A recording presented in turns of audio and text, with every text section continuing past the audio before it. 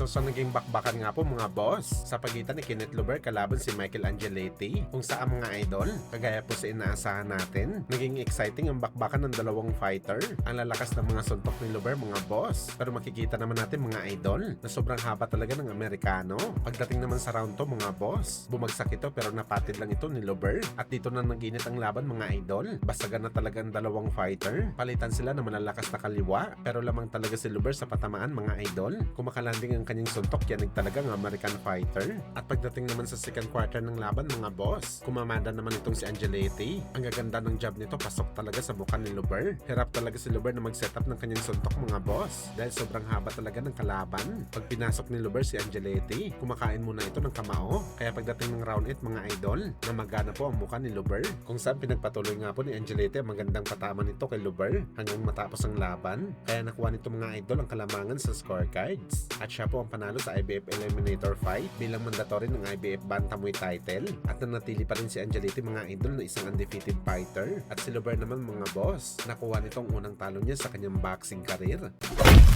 Samantala dahil nga po sa abala na ginawa ni Luis Nery kahapon, dahil nag-overweight ito ng halos 3 pounds sa weigh-in, prangka naman po na sinabi ni Koki Kamida mga boss na pinagalitan daw nito si Luis Nery ng harap-harapan kasama ang kanyang team dahil sa hindi daw nito nakuha ang tamang timbang na catch weight. Gayon pa man daw mga boss, mahaba daw ang panahon ni Nery para kunin ang tamang timbang. Dapat daw sa April pa ang laban nila ni Casimero, pero napos ng laban. Binigyan ulit si Nery ng mahigit 1 buwan para mas lalong magpalakas at magpakondisyon, pero overweight pa rin ang Mexican fighter. Masama ang loob ni Master Cookie mga boss dahil ginawa nito lahat ng paraan para hindi makancel ang boxing event. Kung sino-sino daw ang nilapitan nito para matuloy ang laban, pero nagkaroon pa rin daw ng problema si Nery sa timbang. At sa naging alibay naman ni Nery, malaki daw ang naging epekto sa kanya sa pagkuha ng timbang. Ang naging biyahe nito sa Japan, kung saan naantala daw ito ng matagal mga boss, at nawalan daw ito ng bagahe sa airport. Pero ayon naman sa mga Pinoy boxing fans mga boss, halata na palusot lang daw talaga ito ni Luis Nery, dahil ang totoo sinadya nito na magpa-overweight para maka-advantage kay Casimero sa timbang.